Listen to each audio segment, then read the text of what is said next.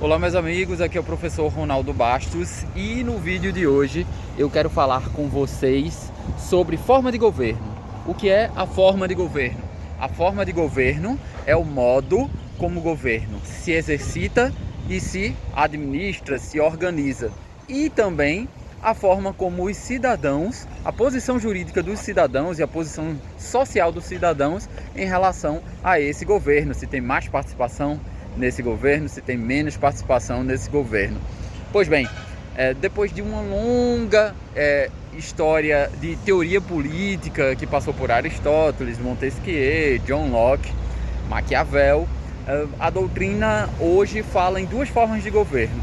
A primeira é a monarquia e a segunda é a república. A monarquia inicialmente com menos participação no governo e a república com mais participação, mas a gente vai ver toda essa história hoje.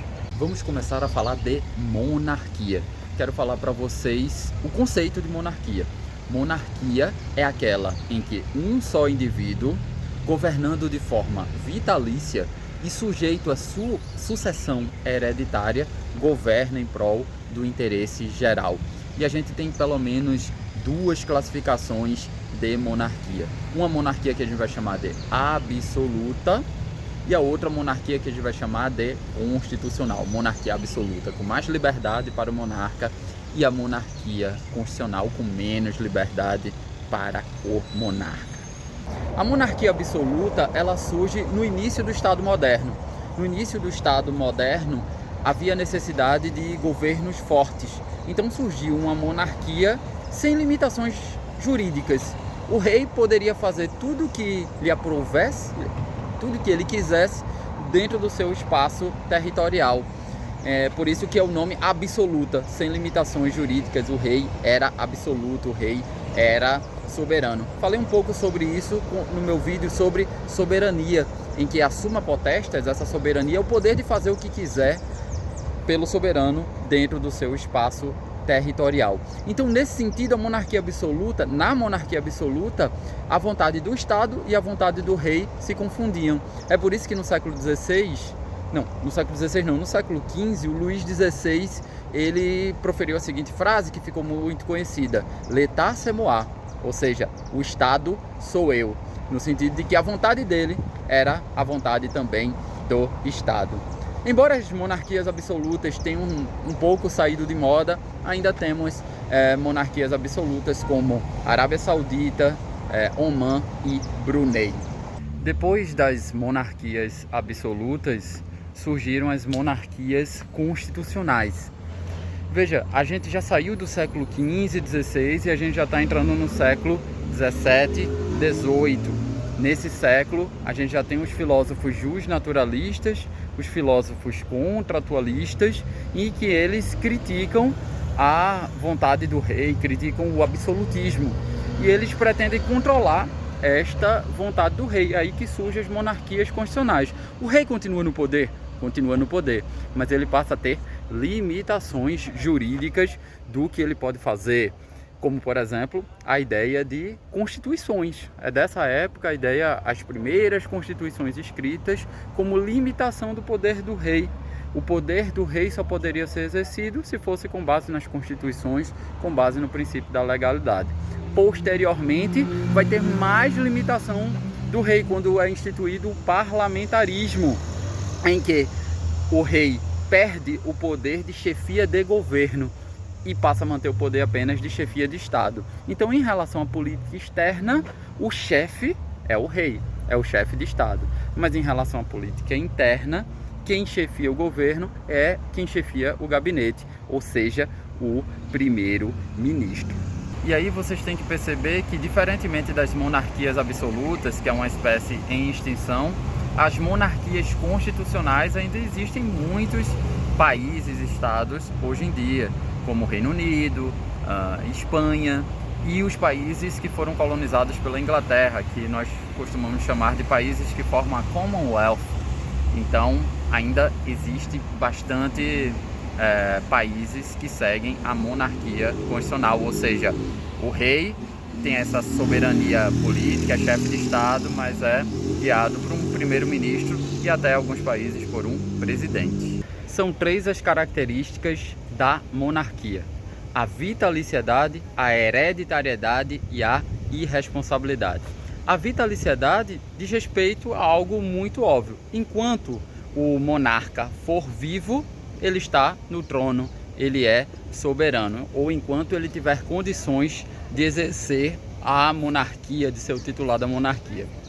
A hereditariedade diz respeito à linha sucessória. Basta verificar a linha sucessória para quando o monarca morre, quem é o próximo da linha sucessória para assumir. Ou, ainda que o monarca não morra, o próximo da linha sucessória opta por não assumir, que foi o que aconteceu lá no Reino Unido, e quem tomou posse no trono foi a rainha Elizabeth, tendo ficado mais de 50 anos no comando do Reino Unido até a sua morte. E por fim, a irresponsabilidade. A irresponsabilidade diz respeito ao fato de que o monarca ele não é responsável por suas decisões políticas, ou seja, ele não deve explicações ao povo acerca das suas posições políticas, de modo que o povo não pode retirar o monarca do poder.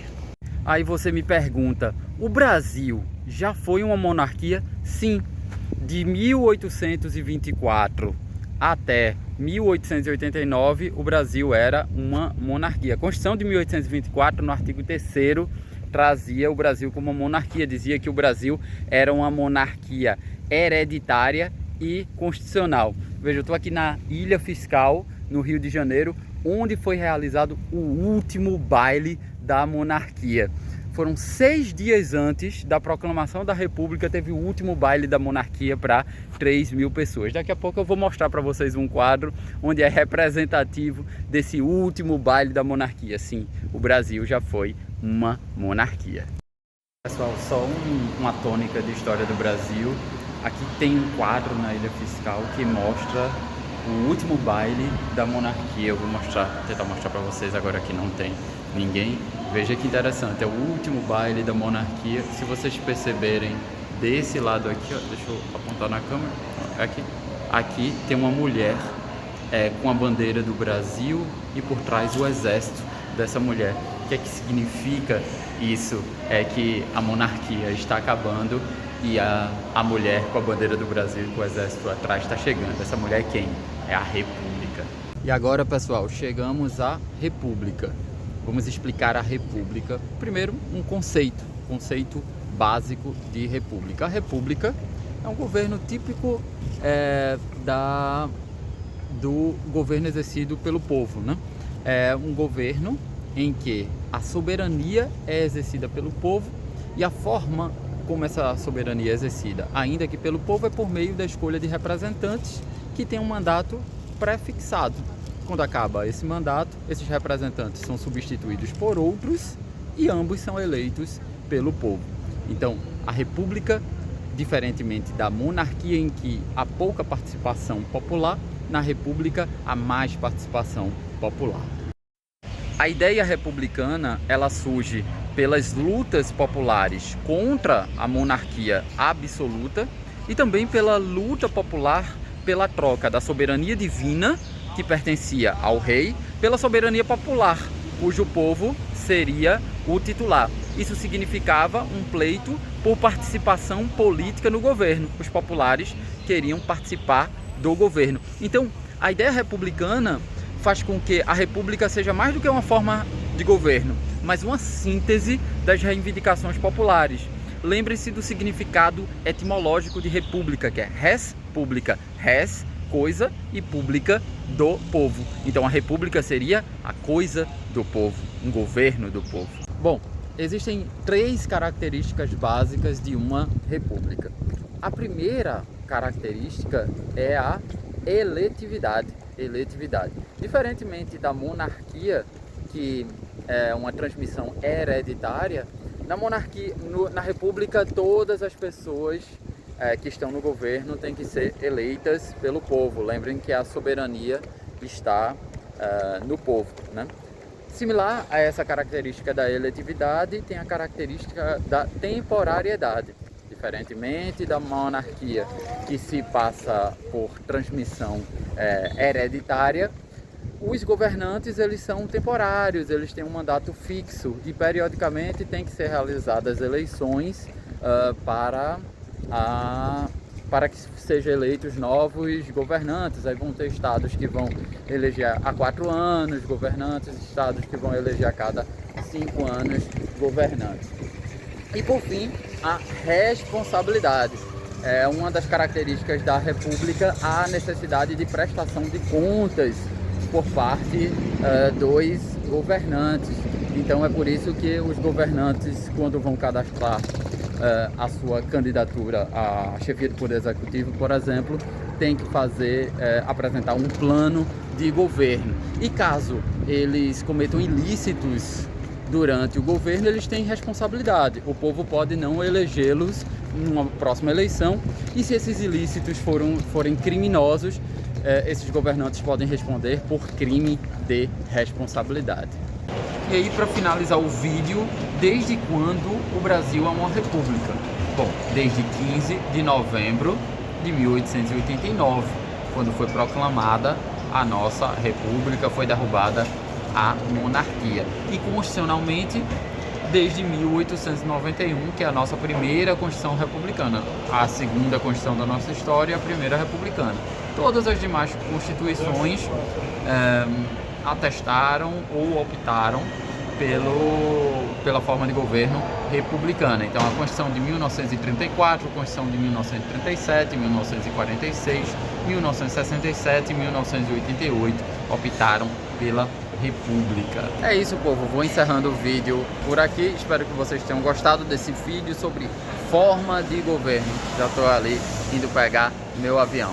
Até uma próxima. Tchau.